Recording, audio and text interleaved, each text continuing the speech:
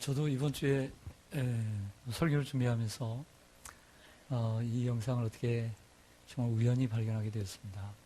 이 영상을 보는 순간 너무나 가슴이 먹먹하고 그래서 참 감동적인 영상이기에 함께 여러분들과 보고 싶었습니다. 이 영상에 나오는 나무 심는 여인처럼 우리 모두는 씨를 뿌리는 인생입니다. 그러나 그 씨는 정직해서 심은 대로 거두게 되어 있습니다. 여러분들이 뿌린 그 씨들이 언젠가는 반드시 거두게 될 줄로 믿습니다. 이 여인에게 꼭 맞는 말씀이 오늘 본문 말씀에 있습니다. 이 영상 때문에 본문을 정한 건 아니고요. 이 본문을 정하고 기도하는 중에 이 영상을 만나게 되었습니다. 오늘 유명한 말씀이죠. 5절과 6절 보면 눈물을 흘리며 씨를 뿌린 자는 기쁨으로 거두리로다. 울며 씨를 뿌리러 나가는 자는 반드시 기쁨으로 그 곡식단을 가지고 돌아오리로다. 아멘. 우리 성도님들에게 친근감을 주고 그리고 많이 애송하는 말씀이기도 합니다. 오늘 이 시편 126편 들어가면서 그 배경에 대해서 좀 살펴볼 필요가 있어요. 126편의 배경은 이스라엘 백성 남유다가 바벨론의 포로로 잡혀가 70년 동안 고생을 하다가 고국으로 포로 귀환한 것을 기념하는 시입니다. 그도 그럴 것이 1절에 보면 여호와께서 우리를 돌려보내실 때에 우리가 꿈꾸는 것 같았도다 라고 했습니다. 시온의 포로를 돌려보내실 때에 우리는 꿈꾸는 것 같았다. 이 구절에서 보여주는 것처럼 이처럼 포로 귀환 후에 그 기쁨을 묘사하고 있는 시편입니다. 이들은 무척 기뻤습니다. 그때에 그 입에는 웃음이 가득하고 혀에는 노래가 찼습니다. 또한 기쁨이라는 말을 표현하는 리나라고 하는 히브리 단어가 3절 그리고 5절 6절에 3번씩이나 반복되는 것을 볼 때에 그 기쁨이 얼마나 컸는지를 우리는 짐작할 수가 있습니다.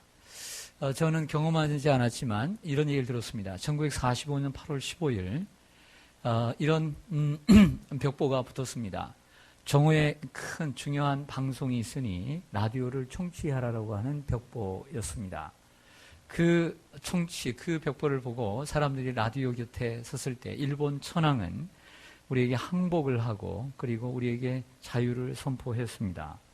그때부터 해방이 되었습니다. 길거리에서 처음 만난 사람들은 너나 할 것 없이 악수를 하고 그리고 서로 포옹을 하고 끌어안다시피 했습니다. 이때를 회상하며 이때 사셨던 분들은 마치 그때가 우리는 정말 꿈꾸는 것 같았다라고 표현들을 했습니다. 마찬가지로 바벨론 포로 생활에서 돌아온 이스라엘 백성들의 마음도 똑같았습니다. 우리는 36년 동안 고생을 했는데 그들은 그 배인 70년 동안이나 고생을 했으니 그 고생이 얼마나 컸겠습니까? 바벨론 포로의 그 고통을 담은 시가 몇 개가 더 있는데 그 중에 하나는 시편 137편입니다. 137편에 보면 이렇게 노래합니다. 제가 잠시 읽어드리면 우리가 바벨론의 여러 강변 거기에 앉아서 시온을 기억하며 울었도다. 그 중에 버드나무에 우리가 우리의 수금을 걸었나니 이는 우리를 사로잡은 자가 거기서 우리에게 노래를 청하며 우리를 황폐하게 한 자가 기쁨을 청하고 자기들을 위하여 시온의 노래 중 하나를 노래하라 함이로다. 우리가 이방 땅에서 어찌 여호와의 노래를 부를까? 그러다가 내 혀가 내 입천장에 붙을지로다 라고 하는 이러한 시편입니다. 이 시편은 단순히 바벨론에 대한 증오, 어떤 탄식의 시편이 아니라 오직 하나님만을 의지하겠다라고 하는 이러한 신앙, 절대 신앙의 시편입니다. 어떤 분이 오늘 이 시편 137편을 가지고 우리 민족의 그 어떤 애환을 대입을 해서 이렇게 시를 썼습니다. 여러분들이 이해하기가 쉬울 것 같아서 137편을 이해하기 쉬울 것 같아서 제가 한번 읽어드리겠습니다. 북해도 탄광에서나 만주 벌판에서 서울을 생각하고 우리는 울었다. 저기 버드나무 가지에 우리의 퉁소도 달았다. 우리의 장고도 달아 놓았다. 우리를 징용해온 이 자들이 즐기도록 어찌 양산도를 부르리, 어찌 아리랑을 부르리. 내 조국 노래가락을 이 이역에서 부를 때에 내 혀여 입천장에 붙어버려라. 내 결의에 노래에 맞추어 장고를 칠 때에 내 손가락이여 장고에 붙어버려라. 네. 좀 느낌이 오죠? 바벨론에서의 고통이 얼마나 심했을까라고 하는 것입니다. 인격 모독과 인격 유린이 자행되었을 것입니다. 그런데 이처럼 계속될 것만 같았던, 끝이 없어 보이던 바벨론 포로의 생활이 어느 한순간에 갑작스럽게 변해버립니다. 이러한 갑작스러운 전환의 이 시점에서 오늘 시편 126편에서 가장 중요한 이러한 구절은 4절입니다. 4절 보겠습니다. 우리 한번 읽어보죠. 4절 시작. 여호와여 우리의 포로를 남방 시내들 같이 돌려보내소서. 아멘. 포로를 돌려보내긴 돌려보내는데 남방 시내들 같이 돌려보내소서. 그래서 어떤 저자는, 어떤 주석가는 이 시편은 바벨론 포로 귀환 후에 쓴 시편이 아니라 돌려보내소서라고 하는 기도가 들어있기 때문에 아마 그때를 바라보고 썼던 시편이 아닌가라고 얘기를 하지만 그리 중요치는 않습니다. 시편 126편을 풀 수 있는 핵심 구절입니다. 그리고 그 키워드는 남방 시내들이라고 말할 수가 있습니다. 먼저 남방에 대해서 좀 알아보죠. 남방이라고 하는 것은 먼저 그 이스라엘은 우리나라의 한 3분의 1 정도밖에 되지 않습니다. 우리 남한의 3분의 1, 그렇게 크지 않죠. 몇 시간이면 금방 갈 수 있는 거리입니다.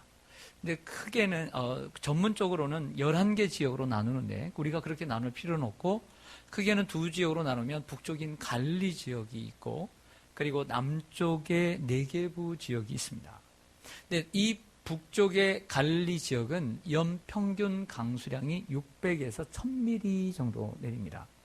그러니까 무척 비가 많이 내리죠. 우리나라도 1000mm에서 한 1500mm 오지 않습니까? 올해는 많이 오지 않았는데, 그러니까 곡식이 잘 자라고 정말 또 나무들이 무성한 지역, 살기 좋은 지역입니다. 그런데 이 남쪽 네게부 지역은 연평균 강수량이 15에서 100mm밖에 되질 않아요. 그러다 보니까 4월에서 10월까지는 비가 한 방울도 내리지 않고요. 그나마 우기인 10월에서 내년 3월까지 그 우기에 내리는데 그것도 조금 내린다는 것입니다. 얼마나 비가 내리냐면 이슬조차도 내리지 않는다. 지붕 없이 잠을 자도, 텐트 없이 잠을 자도 이슬이 내리지 않는 그러한 것이죠. 그래서 그 남쪽을 가리켜서 우리는 사막이다, 광야다 이렇게 얘기해요. 바로 그 광야에서 예수님께서 40일 동안 금식을 하셨습니다. 낮에는 정말 덥습니다. 그리고 저녁에는 정말 춥습니다. 이런 곳이 사막입니다. 그런데 11월부터 3월까지 비가 내리는데 그것도 가끔씩 내립니다. 이렇게 비가 내리면 조그마한 천들이 생깁니다. 냇가가 생기는데 그 냇가를 가리켜서 나할이다 혹은 와디라고 얘기합니다. 그것을 일명 계절천이라, 우리나라 말로 계절천이다 라고 이렇게 말합니다. 평상시 때는 그 비가 오지 않을 때는 차가 다니는, 그 사람이 다니는 도로가 되었다가 비가 오면 조금씩 파이는 이러한 계절천, 와디인 것이죠. 그런데 몇 년 혹은 몇십 년 만에 한 번씩 많은 비가 하루에 수십 미리, 수백 미리가 내린 때가 있다고 합니다. 그 비가 내리면 그 와디라고 하는 조그마한 계절천이 파이면서 갑작스럽게 수많은 물들이 그쪽으로 몰려든다는 거예요. 그래서 이 광경을 본 어떤 분이 이렇게 표현을 합니다. 뭐라고 표현하면 마치 천지창조의 영화 천지창조를 볼 때 그 한 장면과 같다. 웅장하고 아름답고 대단하다고 하는 거죠. 좀 갑작스러운 물들이 내려서 그 사람들이 다니던 그곳을, 차가 다니는 그곳이 완전히 천이 된다라고 하는 것입니다. 그래서 그 많이 내리는 그 비를 통해서 만들어진 시내를 가리켜서 남방 시내라고 얘기하는 거예요. 이해가 가시죠? 그러니까 남방 시내의 가장 중요한 키포인트는 갑작스러운 변화라고 하는 거죠. 갑작스러운, 하루아침에 일어나는 갑작스러운 변화. 이것을 가리켜서 남방 시내들, 즉 이스라엘 백성들이 포로 귀환한 것은 서서히 어떤 문제가 해결되다가 그 다음에 이루어지는 것이 아니라 아무 이상이 없다가 조금의 조짐도 없다가 갑작스럽게 일어난다는 거죠. 이게 바벨론 포로 귀환의 역사라고 말하는 것입니다.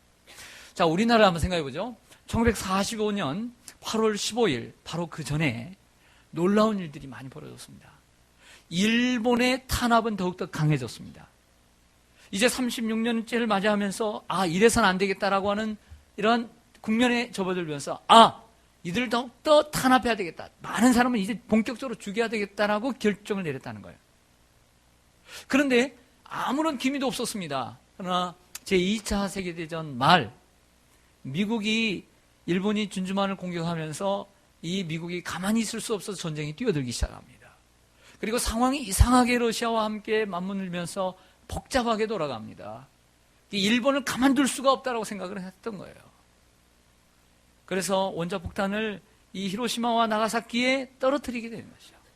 이 히로시마에 어쩔 수 없이 떨어뜨리게 되는 얘기는 비하인드 스토리가 있는데, 놀라운 것은 인류 역사상 원자폭탄이 떨어진 것은 이때가 최초라는 거예요. 한 번도 떨어본 적이 없어요. 한 번도 폭파된 적이 없어요. 원자폭탄이 처음으로 일본에 떨어진 거예요. 그 사건으로 인해서 우리나라가 해방된 줄로 믿습니다. 하나님이 하신 거예요. 해방이 될 기미가 보이지 않았습니다. 더 고통스러운 나날들이 연속될 것 같았지만 하나님은 이 원자폭탄으로 인해서 마치 남방신애들처럼 우리를 돌려보내신 줄로 믿습니다. 이스라엘은 어떨까요? 이스라엘은 주전 605년에 다니엘과 함께 첫 포로로 잡혀갑니다. 많은 사람들이, 귀족들이. 그러다가 주전 586년에 예루살렘이 완전히 멸망하고 시드기야가 두 눈 뽑히고 그 쇠사슬에 왕이 잡혀갑니다. 예루살렘 성전이 불타 없어집니다. 그렇게 포로로 잡혀가 살다가 주전 536년에 포로 귀환하게 되는데, 이때도 조금의 조짐도 없었습니다. 왜냐하면 이 거대한 제국 바벨론이 새로운 제국인 페르시아에 멸망을 당했기 때문입니다. 그러니까 페르시아가 이제 새로운 주권을 잡았으니 나라가 바뀌었습니다. 주인이 바뀌었습니다. 어디 고국으로 돌아갈 꿈을 꾸겠습니까? 우리는 이제 죽었다, 더 죽었다, 이런 생각을 할 찰나인데, 그 키루스라고 하는, 이 고레스라고 하는 왕이 이 바벨론을 정복하면서 남유다 백성들을 고국으로 돌아가도록 칙령을 내려요. 할렐루야! 갑작스러운 변화예요. 이것은 하나님께서 예언하신 말씀이었어요. 예언하신 대로 이루어진 줄로 믿습니다. 꿈꾸지 못했습니다. 그러나 하나님의 말씀은 이루어진 줄로 믿습니다. 남방신애들처럼 바꿔버렸다는 것이죠. 여호수아 6장에 보면 여호수아가 이제 가나안 땅에 들어갑니다. 430년 만에 고국 땅, 아브라함의 땅에 돌아갑니다. 애굽에서 나와서 40년 동안 광야 생활을 했습니다. 한 달이면 갈 수 있는 기간을 40년을 걸려 돌고 돌아 어렵게 들어갔습니다. 이스라엘 백성은 전쟁을 치른 적이 없습니다. 430년 동안 비었던 가나안 땅은 가나안 원주민들로 가득 차 있었습니다. 그들의 성은 견고했습니다. 그들의 키는 안악자손들처럼 컸습니다. 그들의 무기는 대단했습니다. 가나안 땅에 들어가 요단을 건너 길갈에 진을 치고 그리고 첫 성인 여리고성에 다다랐을 때, 여리고성은 이중벽으로 되어 있습니다. 어떻게 그 성을 칠 수 있을까요? 그러나 하나님이 말씀하십니다. 그 성을 돌아라. 하루에 한 번씩 돌아라. 아무 말 하지 말고 여호와의 법궤를 앞에 두고 돌아라 했습니다. 그리고 이어서 6일째를 6일까지 돌고 마지막 날에는 7일째에는 새벽부터 7바퀴를 돌기 시작해라. 그리고 마지막에는 소리를 질러라 라고 말씀하셨습니다. 그래서 반신반의하면서 돌았겠죠. 말을 하면 사람들이 원망하고 불평하니까 하나님이 입을 닫게 하시고 기도하게 하십니다. 그래서 순종하며 돌았습니다. 한 바퀴를 열심히 돌았습니다. 얼마 안 되는 거리지만 인구들이 많기 때문에 거의 도는 데는 무척 질서가 필요했고 그리고 시간이 필요했을 것입니다. 자, 한 바퀴를 돌았습니다. 금이 갔을까요? 안 갔을까요? 금이 갔을까요? 안 갔을까요? 금이 안 갔어요. 금이 가지 않았어요. 두 바퀴를, 그 다음날 두 바퀴를 돌았어요. 자, 여러분들, 벽돌 하나라도 떨어졌을까요? 안 떨어졌을까요? 안 떨어졌어요. 3바퀴를 돌고 4바퀴를 돌고 6일째를 그렇게 갔습니다. 이상이 조금도 없었습니다. 그러나 7일째 또 마찬가지였어요. 아무 이상이 없었어요. 그러나 새벽부터 7바퀴를 돌기 시작했습니다. 하루 종일. 그리고 난 다음에 소리를 질렀습니다. 그 소리에는 하나님 역사해 주실 줄로 믿습니다. 라는 그런 외침이었을 것입니다. 그러자 그 소리와 함께 여리고성이 무너진 줄로 믿습니다. 이것 또한 갑작스러운 변화입니다. 상상할 수 없는 일입니다. 일어날 수 없는 일이 일어난 것입니다. 어떻게 이런 일이 일어날 수 있을까요? 하나님이 하셨기 때문입니다. 지난주 목요일 19일 저녁 우리나라 국민들은 무척 행복했습니다. 왜 행복한 줄 아세요? 예, 준결승 일본 야구를 이겼기 때문에 행복했어요. 보다가 주무신 분들은 그 다음날 행복했을 거예요. 프리미어 12 세계 야구대회 준결승전에서 한국과 일본이 도쿄돔에서 빽빽하게 정말 다 들어섰어요. 4만 군중이 다 들어섰어요. 빈자리가 없더라고요. 1차전에서 붙었던 오타니가 다시 준결승에도 다시 나왔습니다. 오타니가 아니면 우리나라를 잡을 수 없기 때문이겠죠. 160km를 던지는 오타니가 7회까지 첫 번째 게임보다 더 잘 던졌어요. 그래서 주장인 정근우만이 1안타를 쳤어요. 정말 부끄럽죠. 그리고 마운드를 내려갔습니다. 이때까지만 해도 패색이 짙었습니다. 8회에 올라온 이 노리모토 투수도 150km대를 던지는 훌륭한 투수입니다. 8회도 허망하게 당했습니다. 3대0이었습니다. 여기까지 보고 질 것이 뻔하다고 생각하는 애국자가 아니죠? 네. 지금 제가 좀 비화한 겁니다. 제 말에 너무 또 낙심하지 말고 목사님이 날 애국자 아니었다라고 말하지 마시고. 근데 기적은 9회 초에 일어났습니다. 대타가 나왔습니다. 많은 사람들에게 비호감을 주는 두산의 그 오재훈이라고 하는 타자가 나왔습니다. 그러나 그 두산의 올해 그 코리안 시리즈 우승 아닙니까? 우승의 주역이죠. 근데 오재훈이 그 한 방에 완전히 그 비호감을 날려버렸어요. 안타를 치고 나갔습니다. 그 뱃을 탁 돌리면서 그게 마치 여기 홈런을 칠 때 하는 얘기래요. 이게 홈런을 칠 때 마치 홈런 친 것처럼 나갔다는 거죠. 그 다음에 또 롯데의 그 게임 메이커 손아섭 선수가 나와가지고 안타를 쳤습니다. 안타를 쳤어요. 그리고 1번 그 주장인 정근우가 나와서 안타를 쳐가지고 1득점을 했습니다. 1득점을 했어요. 그리고 2번 타자인 누구죠? 이용규가 나와가지고 몸에 맞았나요? 몸에 맞는 볼로 나갔습니다. 그럼 만루가 됐어요. 만루가 됐는데 3번 타자인 김현수가 볼넷으로 밀어내기 득점을 하게 된 거예요. 그래서 2점을 먹었습니다. 총 2점을 먹었어요. 3대2입니다. 이제 4번 타자인 일본 이 시리즈에서 일본 시리즈까지 올라가서 우승을 거머쥐고 그리고 MVP까지 탄 이대호 선수가 또 2타점 역전타를 쳤습니다. 여기서 4대3이 되었습니다. 할렐루야. 여기서 할렐루야 한번 해야죠.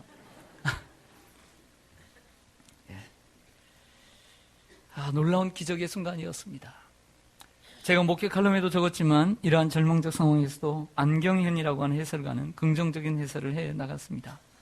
오타니에 의해서 타선이 침묵할 때도 오타니 제외하면 한국 타선 못 막아요. 8회 노리모토에게 허망하게 당할 때도 수준 차이가 아니에요. 공의 스피드 차이죠.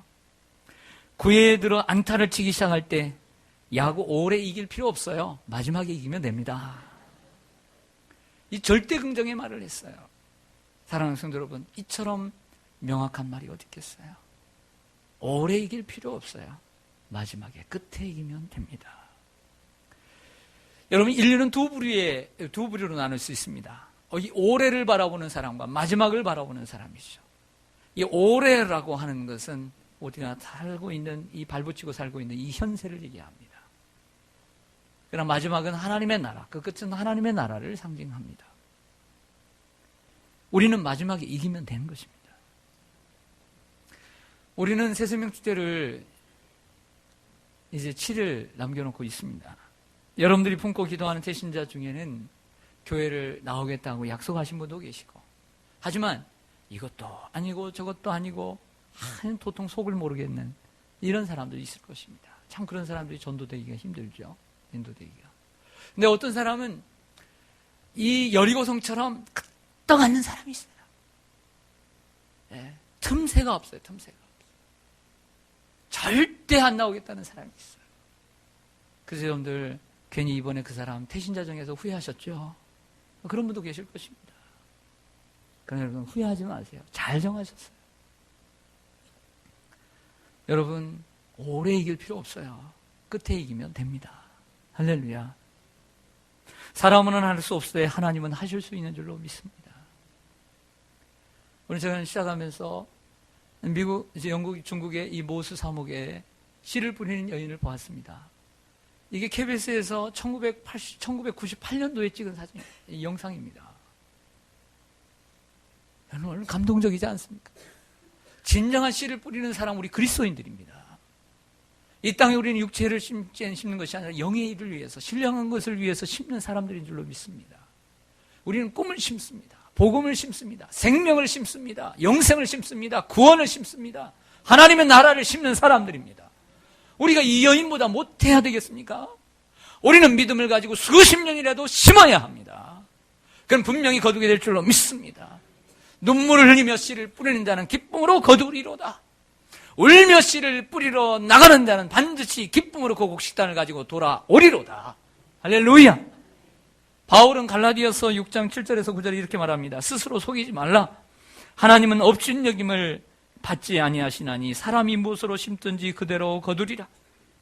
자기의 육체를 위하여 심는 자는 육체로부터 썩어질 것을 거두고 성령을 위하여 심는 자는 성령으로부터 영생을 거두리라. 우리가 선을 행하되 낙심하지 말지니 포기하지 아니하면 때가 이름에 거두리라. 할렐루야. 여러분, 우리가 여러분들이 지금까지 수십 년을 심었을지도 모릅니다. 그때가 아직까지 정말 어떤 움직임이 없을지라도 누가 알겠습니까?